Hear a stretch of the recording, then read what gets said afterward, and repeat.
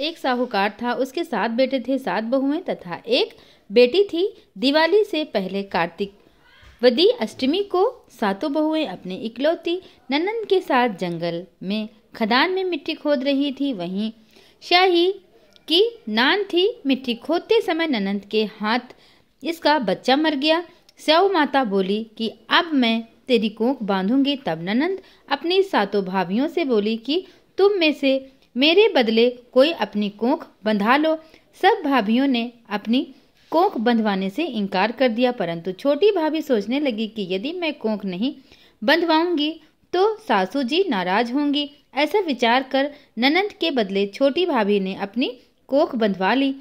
जिसके बाद जब उसके जो लड़का होता तो 7 दिन बाद मर जाता। एक दिन उसने पंडित को बुलाकर पूछा कि मेरी संतान 7वें दिन क्यों मर जाती है। तब पंडित ने कहा कि तुम सुरही गाय की पूजा किया करो।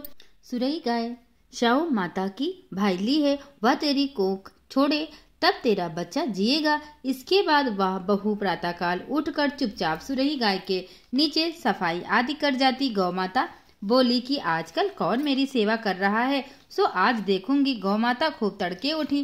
क्या देखती हैं कि एक साहूकार के बेटे की बहू उसके नीचे सफाई कर रही है। गौ माता उससे बोली क्या मांगती है। तब साहूकार की बहू बोली कि स्याऊ माता तुम्हारी भाईली है, उसने मेरी कोख बांध रखी है, सो मेरी कोख खुलवा दो। गौ माता ने कहा अच्छा।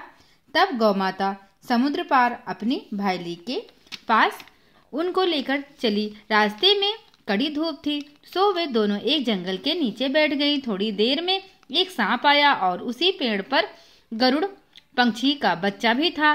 सांप उसको डसने लगा। तब साहूकार की बहू ने सांप मारकर झाल के नीचे दबा दिया और बच्चों को बचा लिया। थोड़ी देर में गरुड़ पंखिनी आई तो वहां खून पड़ा देखकर साहूकार की बहू के चोंच मारने लगी। तब साहूकारनी बोली कि मैंने तेरे बच्चे को नहीं मारा, बल्कि सांप तेरे बच्चे को डसने आया था। मैंने तो उससे तेरे बच्चे की रक्षा की है। यह सुनकर गरुड़ पंखिनी बोली कि मांग, तू क्या मांगती है। वह बोली 7 समुद्र पार स्याऊ माता रहती हैं, मुझे उनके पास पहुंचा दे। तब गरुड़ पंखिनी ने दोनों को अपनी पीठ पर बिठाकर स्याऊ माता के पास पहुंचा दिया। स्याऊ माता उन्हें देखकर बोली कि आ बहन, बहुत दिनों में आई। फिर कहने लगी कि बहन सिर में जूं पड़ गई है। तब सुरई के कहने पर बहू ने सिलाई से उसके जुएं निकाल दी। इस पर स्याऊ माता प्रसन्न होकर बोली कि तूने मेरे सिर में बहुत सलाई गेरी है, इसलिए तेरे 7 बेटे और बहू होंगे। वह बोली मेरे तो एक भी बेटा नहीं है, 7 बेटे कहाँ से होंगे। स्याऊ माता बोली क्यों, क्या बात है।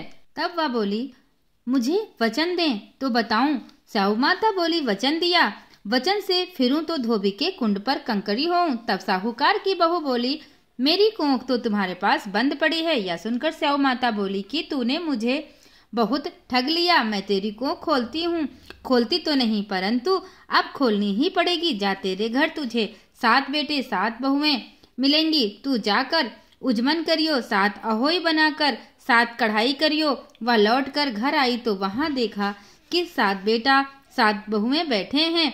वह खुश हो गई। उसने 7 अहोई बनाई, 7 उजमन किए तथा कढ़ाई की। दिवाली के दिन जेठानियां आपस में कहने लगी कि जल्दी जल्दी धोक पूजा कर लो, कहीं छोटी बच्चों को याद करके रोने न लगे। थोड़ी देर में उन्होंने अपने बच्चों से कहा अपनी चाची के घर जाकर देख आओ कि आज वह अभी तक रोई क्यों नहीं। बच्चों ने जाकर कहा कि चाची तो कुछ मांड रही है, खूब उजमन हो रहा है। यह सुनते ही जेठानियां दौड़ी दौड़ी घर आई और जाकर कहने लगी कि तूने कोख कैसे छुड़ाई। वह बोली तुमने तो कोख बंधाई नहीं, सो मैंने कोख बंधा ली थी। अब स्याऊ माता ने कृपा करके मेरी कोख खोल दी है। स्याऊ माता ने इस प्रकार साहूकार की बहू की कोख खोली। उसी प्रकार हमारी खोलियो, कहने वाले तथा सुनने वाले की तथा सब परिवार की कोख खोलिए, सबकी रक्षा करिए। तो स्याऊ माता किस प्रकार से अपने भक्तों पर प्रसन्न होती हैं दोस्तों, और बंधी हुई को खोल देती हैं। यह व्रत बच्चों के लिए बहुत अच्छा है। अगर बच्चे किसी भी तरह के कष्ट में होते हैं तो इस व्रत को करना चाहिए। इस व्रत को करने से संतान को सुख की प्राप्ति होती है दोस्तों। तो ये अहोई अष्टमी व्रत की कथा आपको कैसी लगी मुझे कमेंट करके जरूर बताइएगा। हम फिर मिलेंगे नेक्स्ट वीडियो में।